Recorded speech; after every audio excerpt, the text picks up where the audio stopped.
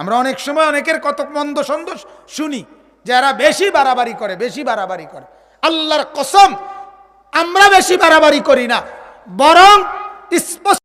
এজন্য সুন্নতবিহীন, নবীর তরিকা বিহীন কোনো আমল গ্রহণযোগ্য নয়।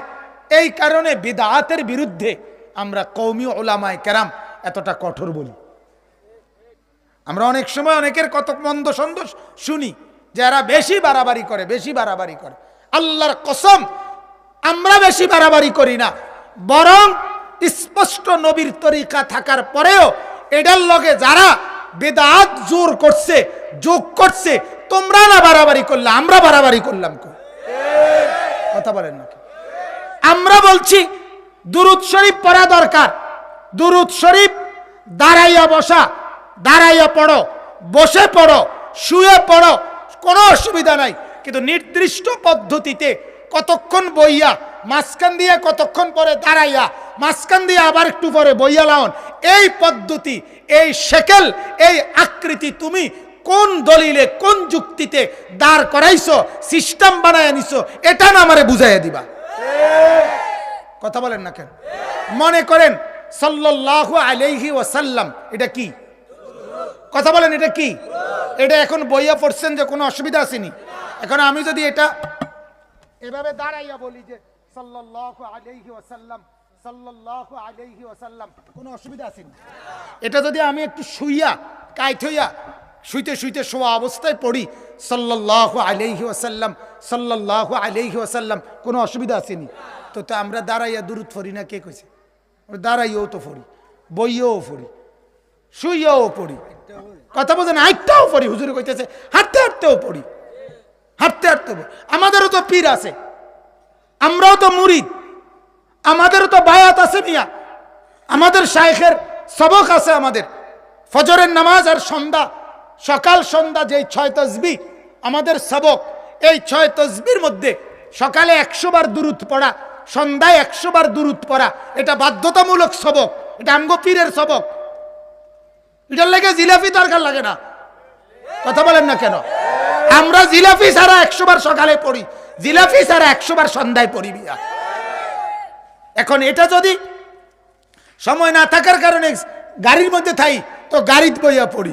এটা যদি আপনার কোথাও দাঁড়ায় হাঁটতেছি, হাঁটতে হাঁটতে যাইতেছি কোথাও, তো সময় এখানে, তো এখানে হাঁটতে হাঁটতেই পড়ি, কারণ আমার সবক তো আমার আদায় করতে হইব।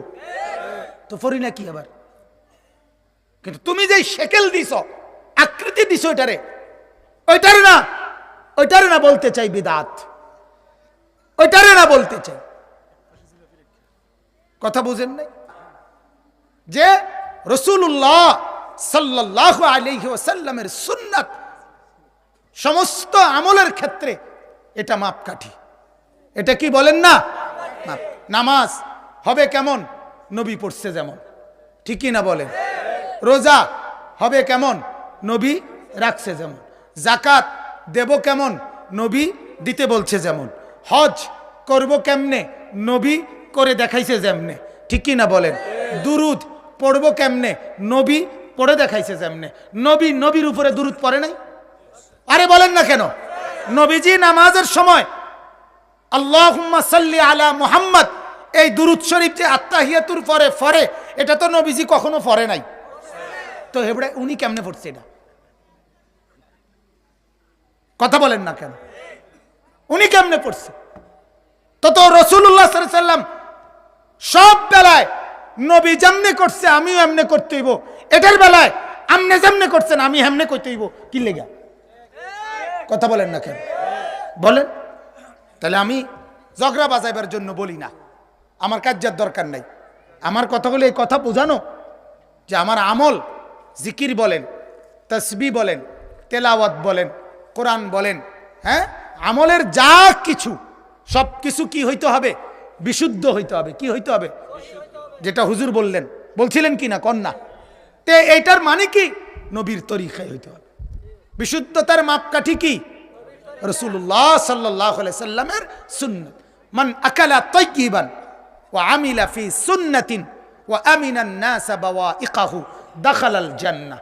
আল্লাহর নবী বলেন, উম্মত মনে রাখবা, 3টা আমল যার মধ্যে আছে, 1 নাম্বার যা খায় হালাল খায়, যা খায় কথা কয় না। আর 2 নাম্বার যা আমল করে সুন্নত মোতাবেক, যা আমল করে। 3 নাম্বার কাউকে কষ্ট দেয় না, কাউকে কি দেয় না। আল্লাহর নবী বলেন দাখালাল জান্নাহ, হেতে জান্নাতে গেছে গা। তোমরা খবর লও যে জান্নাতে ভাত তরকারি খাইতে আছে, গেছে গা জান্নাত। সুবহানাল্লাহ। খায় তো হালাল, আমল করে কি সুন্নত মোতাবেক, জগতের কাউকে কষ্ট দেয় না। আল্লাহর নবী বলেন